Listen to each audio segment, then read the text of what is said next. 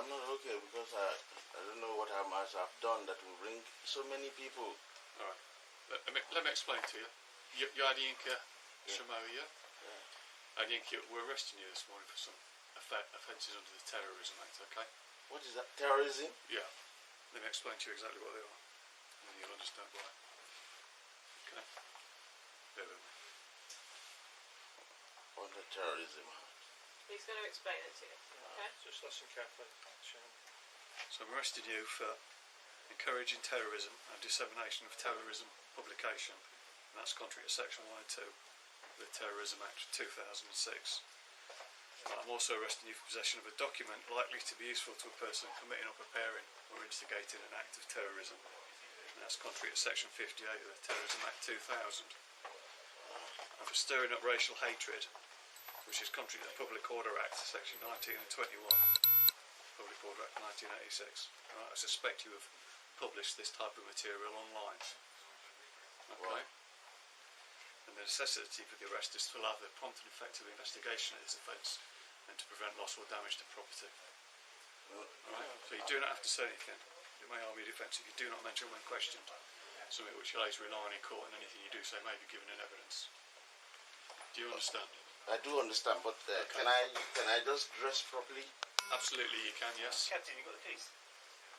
Because I don't. I have publication online. I have my books that I've written, which are on Amazon. I don't do terrorism.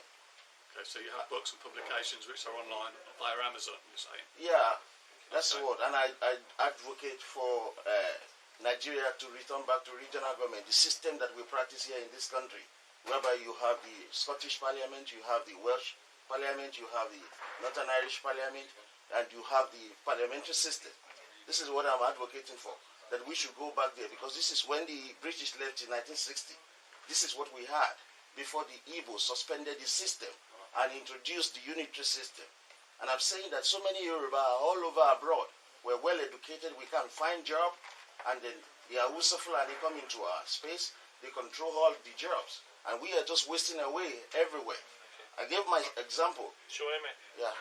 You have all the opportunity to talk about your political views and everything about this. Because it's very... But now's not the point for that, fella, so I want you to listen carefully to me, okay? I hear what you're saying, it's all been recorded, you've been cautioned, so you don't have to say anything. So I suggest right now that you know what's going to happen. We're going to take you to the police station and we're going to talk to us there. But at this moment in time, it's probably not the time to tell us about your political Yeah, I do. views.